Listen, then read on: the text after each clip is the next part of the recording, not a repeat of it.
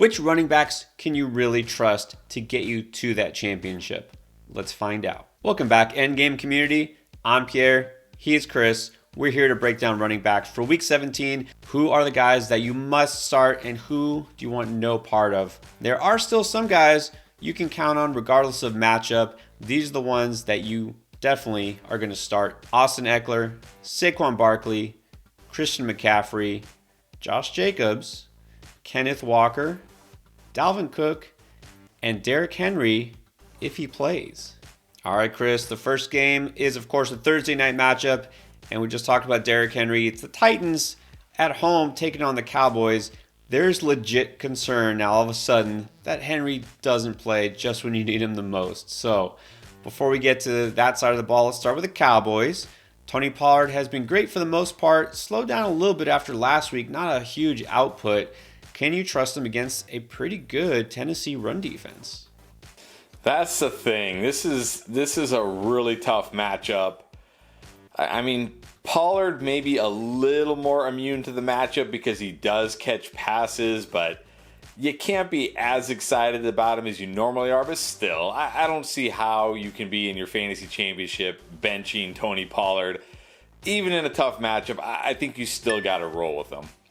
I don't think he can fall out of the RB2 range. He's been so good. He can always break off a big play, but also, like you mentioned, really kind of kept his value afloat last week against Philly as a receiver, not so much as a runner. I think you still pretty much have to start him if you have him, unless you happen to have really, really stacked running back room, and maybe that's why you're in the championship. Now, you got Zeke Elliott. Do you feel better, worse, or the same about him? Can't feel too good about him this week. This is a very tough matchup. He doesn't catch a lot of passes. He's the between the tackles runner. But he can always score. He can always score multiple touchdowns. So I think he's still, not a guy you have to start, but if you need him, he's startable. Yeah, I agree. He's a little bit more on the flex range of things, low end RB2 at best because of the matchup. But here's the thing, this Tennessee, I mean, we know they've just been, I don't know what's going on. They just lay down and just losing week after week. And if Henry doesn't play, got rookie at quarterback. I mean, this could be a game where the Cowboys can afford to run the ball quite a bit because Tennessee is just not putting up a fight. I wouldn't count on that, but I think Zeke is still a solid start. I have him just a little bit below Pollard, though. And then, I mean, this would actually be soul-crushing for those who've been riding Derrick Henry all year long. Of course, if he plays, you play him, no questions asked. But now there's concern that he doesn't play because he's banged up a hip injury. And the Titans, I guess, don't really need to win this game. Like, it doesn't matter if they win or lose because all that matters is next week against Jacksonville. So, bottom line, if Henry doesn't play, would you pivot to Hassan Haskins? I mean, if you have to. He's I'm not going to instantly slot him in as a top 10 or top 15 running back just because Henry is out because, like you said, Malik Willis is there. And even last week against the Texans, I mean, Derrick Henry didn't do what Derrick Henry normally does against the Texans because it's Malik Willis and, the Texans just sold out to stop Derrick Henry and said, beat us, Malik, and he can't. And the Cowboys have a better defense than the Texans. But I think, if you're desperate, if you need him, he's at least startable. That's the thing. You might not have a better choice. Hopefully you do. There's no way you can just say he's a replacement for Henry because, again, it's not like Henry's been putting up numbers because he's in some elite offense. He's only putting up numbers because he's Derrick Henry. And I can imagine if he was on a different team where there's more of a threat in the passing game, he might actually be better. So Haskins, I think, will be a guy who's kind of a floor play as an RB3 because he'll catch passes. Again, I'm assuming they're going to be playing from behind most of this game, but you can't feel great about him. But again, if that's all you got, you might have to roll with him. All right, then let's talk Cards, Falcons, a pair of birds that, aren't headed for the postseason. But in this game, there could be some fantasy scoring here. Start with James Conner. He's been doing pretty good handling the full workload in that backfield. Against the Falcons, how high are you on him? Very high on him. I mean, unless you have two incredible running backs, I think you have to start James Conner this week.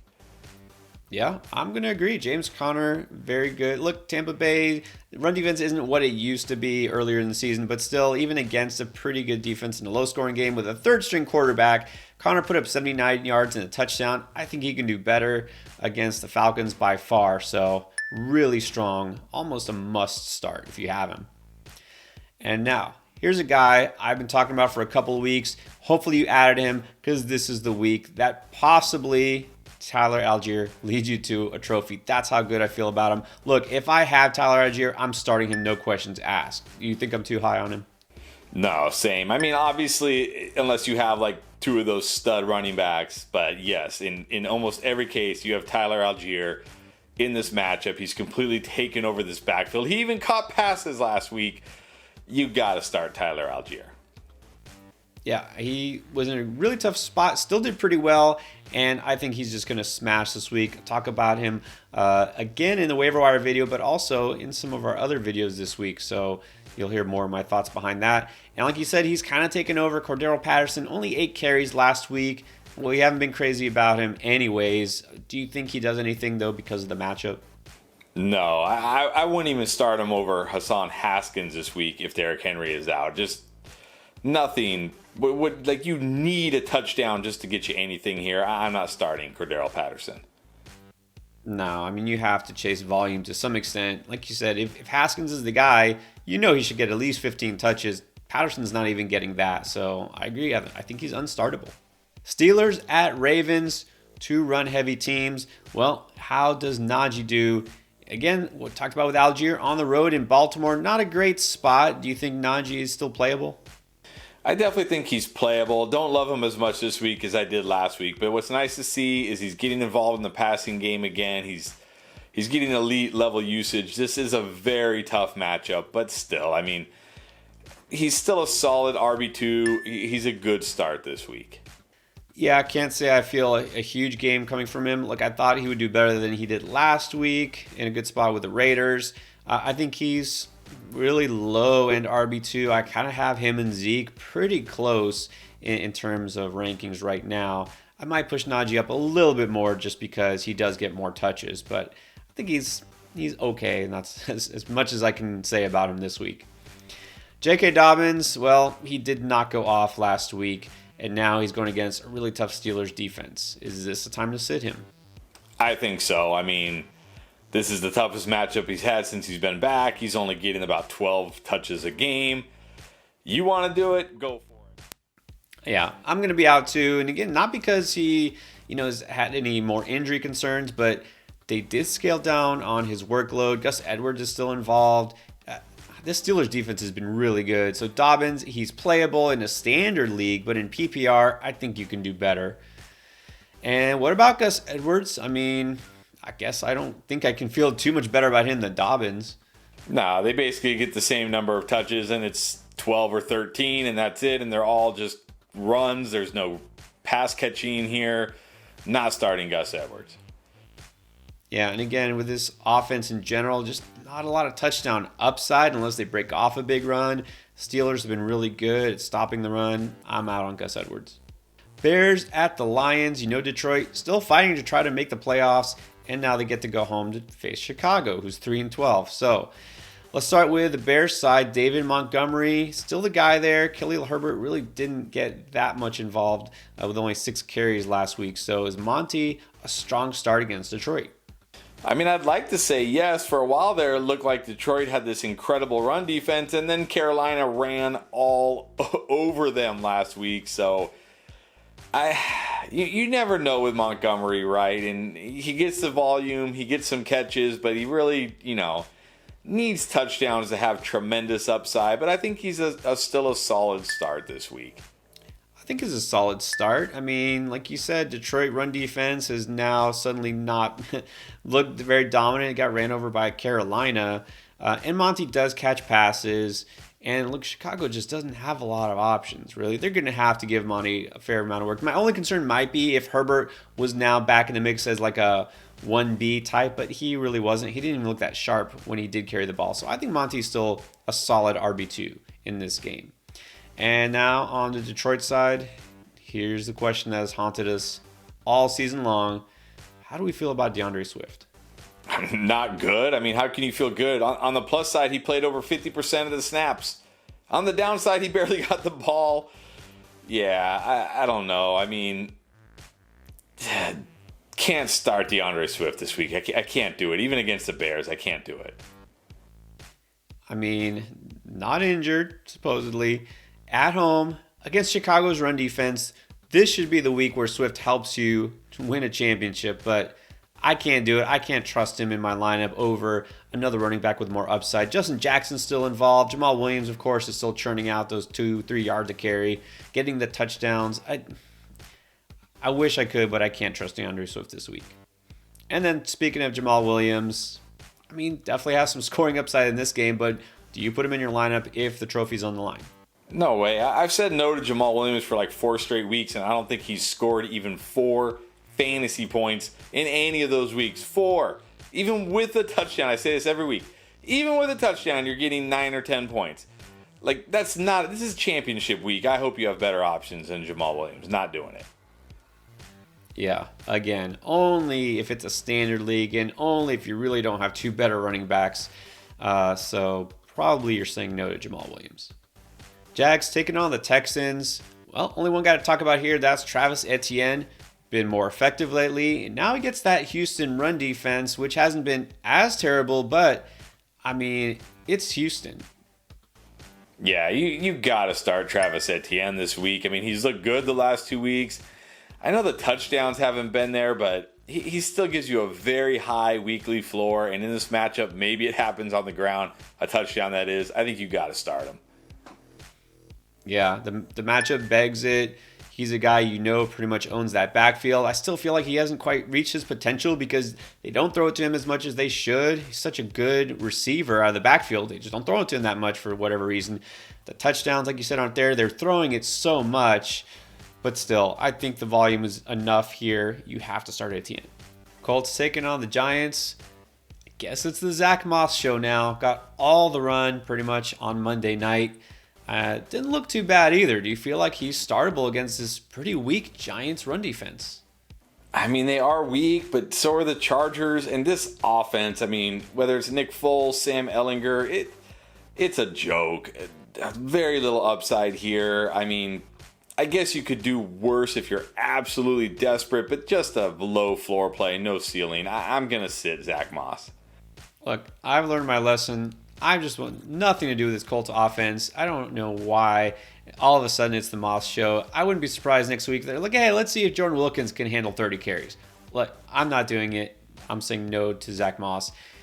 And pretty clearly, I think we can say no to Deion Jackson, who we thought was the best running back in Indy and didn't even touch the ball other than once on Monday night. I mean, there's no way he makes a comeback, is there?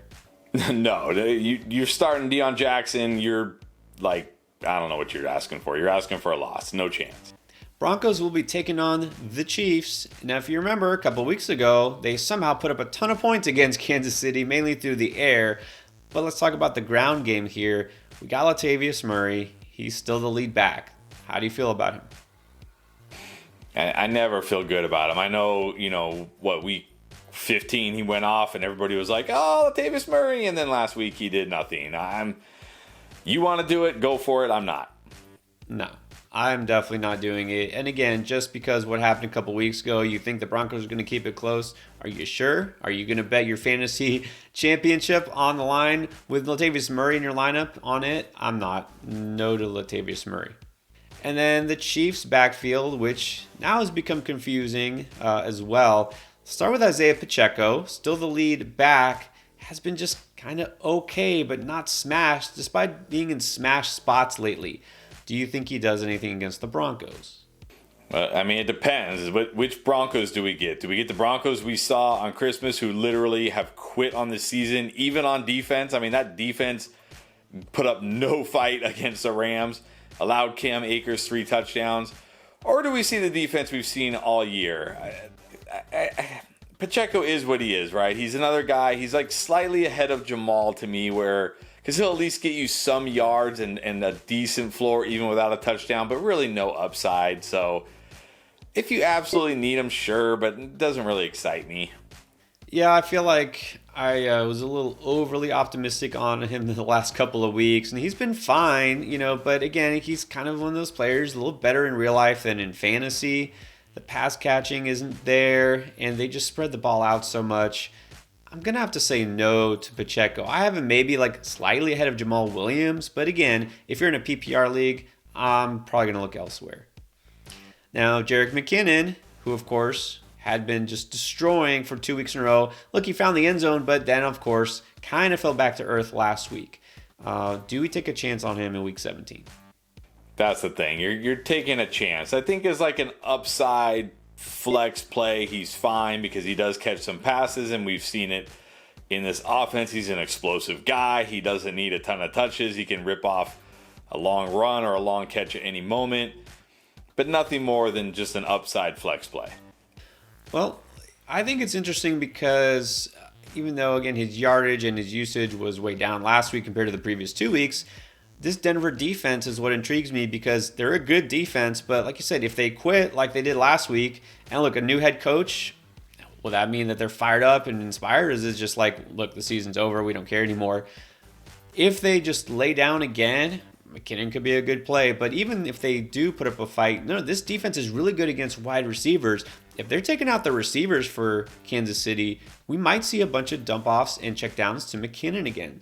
So I'm not going to go overboard and say he's a must start, but I think he's a pretty solid RB2 given the circumstances this week. All right, Dolphins going to New England to take on the Patriots. Now, just when we thought Ramondre was going to smash every week and a must start, well, he definitely let some teams down. Maybe got some teams eliminated last week with his dud. Can he bounce back against Miami? I mean, can he? Yes. Will he? Maybe. One thing about Miami, we saw it, on Christmas. They're much more vulnerable to the pass than the run. But I guess on the plus side for Ramondre is, I guess prior to last week, he'd been catching a bunch of passes. I still think if you have him, you almost have to start him unless you just have two other really good options. Yeah, I'm chalking last week up to just a down week from Ramondre. I don't know, maybe the injury bothering him a little bit more. But if he's a full go, I think you have to start him. Dolphins, yeah, they kind of shut out Aaron Jones, but I think it is just Aaron Jones not being used. A.J. Dillon, the bigger, more physical back, like Ramondre, still looked pretty effective against Miami last week. And look, if Tua is not playing, this team going to New England, I don't know that they're going to be playing from ahead. I think we'll see a lot of Ramondre. I think he's a strong start. Now on the other side, Raheem Mostert, I guess not even the lead back anymore. Who knows with this backfield? I'm just going to say it, and not just as a frustrated Dolphins fan, but I'm kind of done guessing who's going to be the guy here. And this is a terrible matchup because New England, of course, one of the best run defenses in the league. So Mostert, there's no way I can trust him again. No way. Yeah, with Jeff Wilson back and in the fold, no way you can start Mostert. And then Jeff Wilson is back, and I don't care. I'm not trusting him either. It's touchdown or bust, and even then, I can't feel good about his chances. And look, if they have a backup quarterback playing, this whole offense could let down. To me, Wilson is a hard no. Yeah, hard pass on both these guys, really, but also Jeff Wilson, yes. Saints at the Eagles. Looking like it's safe to say Alvin Kamara will not be a league winner this year, but do you have confidence in him? Maybe he gets it going this week against Philly. Confidence, no. But, back-to-back games since a bye with over 20 carries. Not getting the passing usage we'd like to see. But still, how many running backs are getting 20-plus carries? Not the best matchup, but also not the worst. Startable, but not a must-start. I don't know. I'm going to say barely startable because, again, not getting those receiving yardage and the usage we want. And look, I have a feeling, some of these teams like Houston, like Carolina, you think they're left for dead and they come back and they fight up to the end of the season. I really feel like this is a game where New Orleans is just going to get rolled. I really think Philly is going to come out and just mash them. So I think Kamara is a very risky start. You can play him, but I would prefer not to. And then the other side, there's Miles Sanders. Didn't smash last week. We don't know if Jalen Hurts is going to play, but either way, how confident are you on Sanders? Aside from when he has just smash matchups, and even then, how confident can you really be? I'm never overly confident in Miles Sanders, but he always has that potential. So he's not really a guy I want to put on my bench if I can help it, because he always has that 25, 30-point game in him. Yeah, again, just an RB2 that you put in your lineup, you close your eyes, you cross your fingers, and you hope for the best. Well, I will say what surprised me when I thought Sanders would have a bigger game last week is that they passed it so much with Minshew. I mean, they really trusted him to go out there. And, of course, they needed to because the Cowboys keep putting up points. I don't think they'll need to this week. So, either way, with Hurts being limited or Minshew just being Minshew, I think we see more volume. I'm not going to call him a boom, but I will say I feel better about Sanders than Kamara. I think Sanders is a strong RB2, probably on the higher end this week. Carolina going to take on Tampa Bay. Very important game in terms of real-life playoff implications. As far as fantasy goes, well, if you have Dante Foreman, you're loving life for the most part. I mean, this run game just completely dominated Detroit last week. You think they can do that in Tampa? I'll start with Foreman. I mean, I know the Tampa run defense is not as fearsome as it was earlier in the year. They've got injuries there, but still, I'm not going to say you have to sit Foreman. He can always score. Again, kind of like Kamara, he gets 20 touches. So again, I think he's not a must start, but he's startable. Startable, again, without a touchdown, might leave you wanting, but he's been good for the most part. I think solid. Can't feel a huge game coming. Tampa Bay's defense hasn't been the problem, really. It's been their offense. So they're getting into these low-scoring games. I think Foreman is an okay start still. And then Chuba Hubbard also came away with a big game. 125 yards on the ground. He didn't even get involved as a pass catcher, which is kind of what I thought his appeal would be. Do you feel kind of the same about him? Probably feel a little bit worse about him because I would like to see more pass catching for Chuba. I mean, what do you have, 125 yards on 12 carries or something like that? You can't expect that against the Bucs, but, this is a team that wants to run the ball. They want to use these running backs. Desperation flex.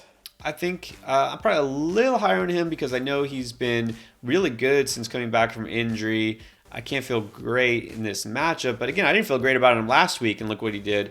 But still, the lack of volume makes him kind of a flex-only option. So I think you can flex him if you need to.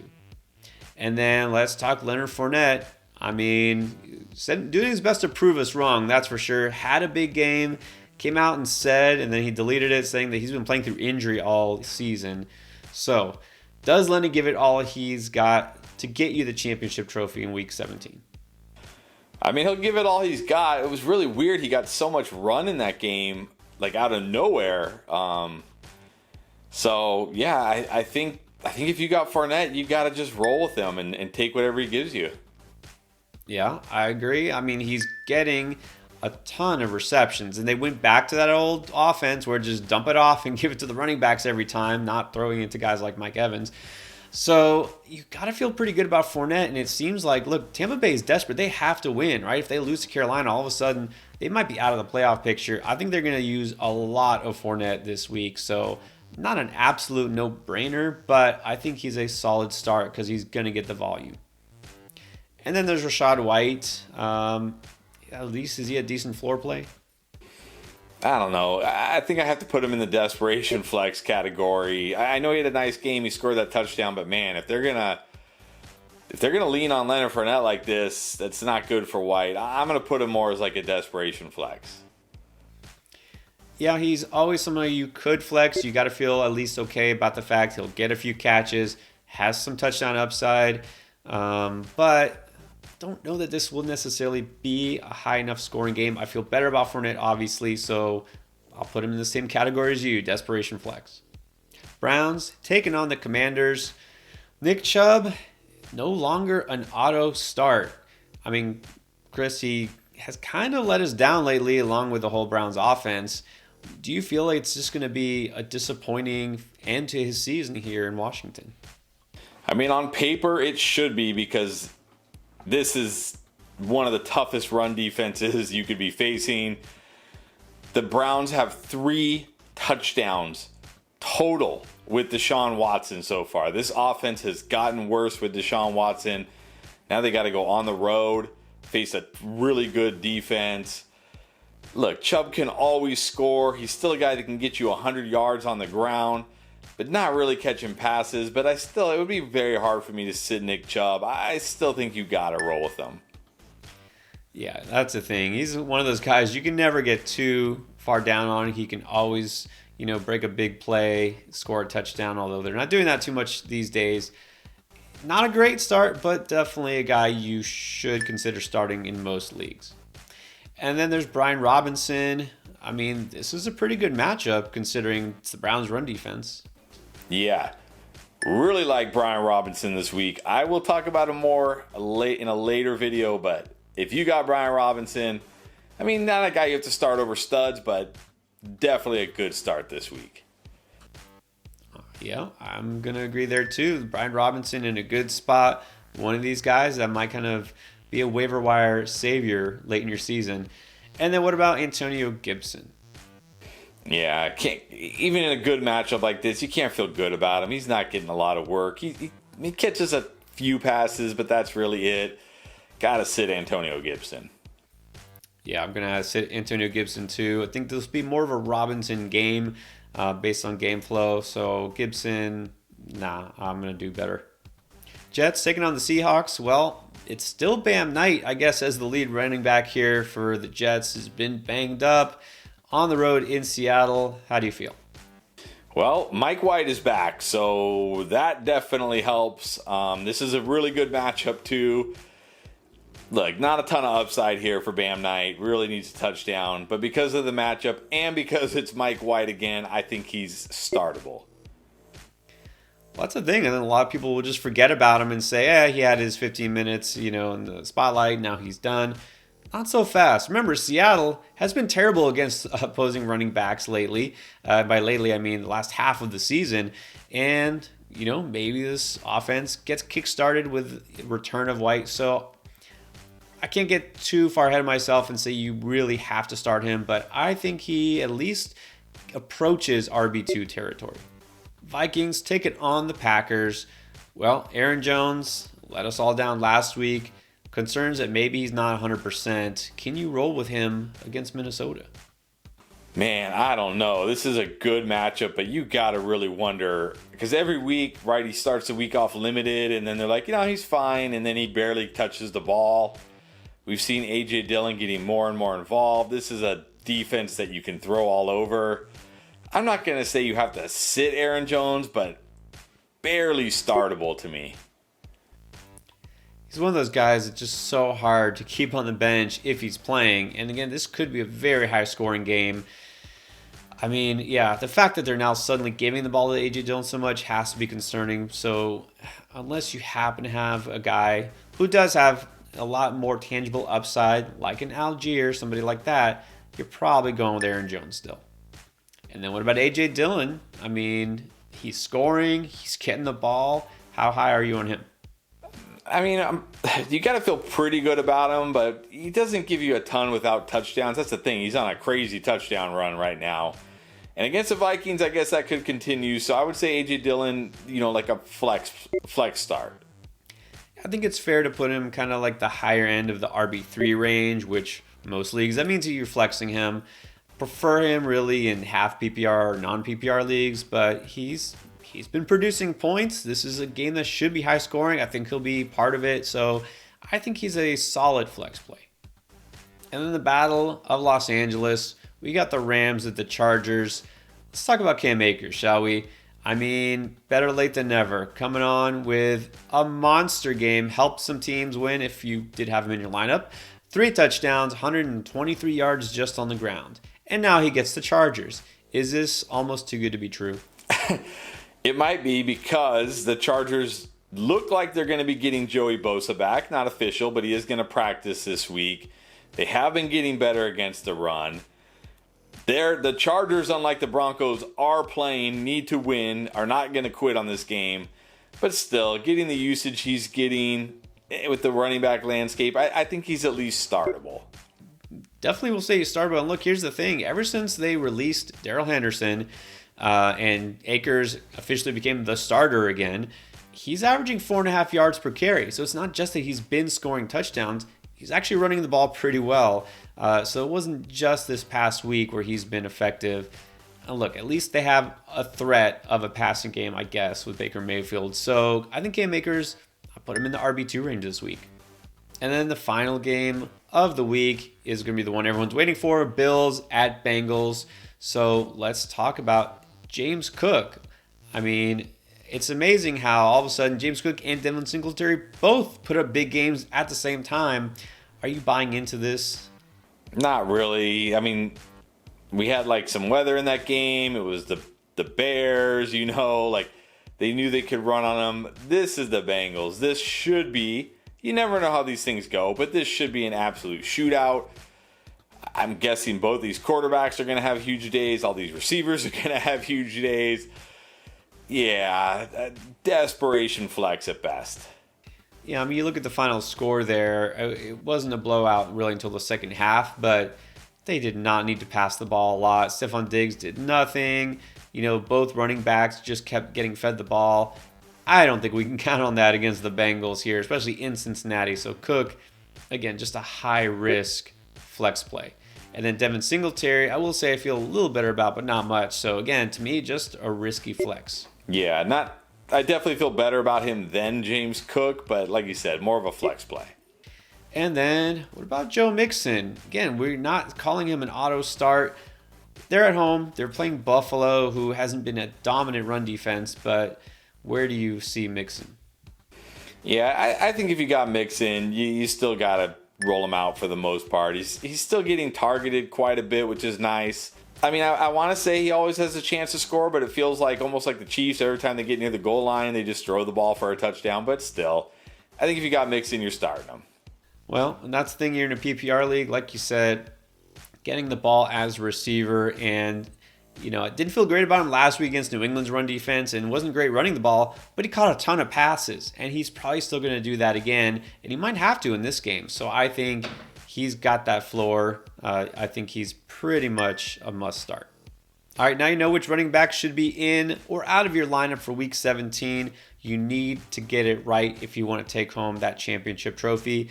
We've got you covered. Check out our Week 17 playlist with all the advice you need to win.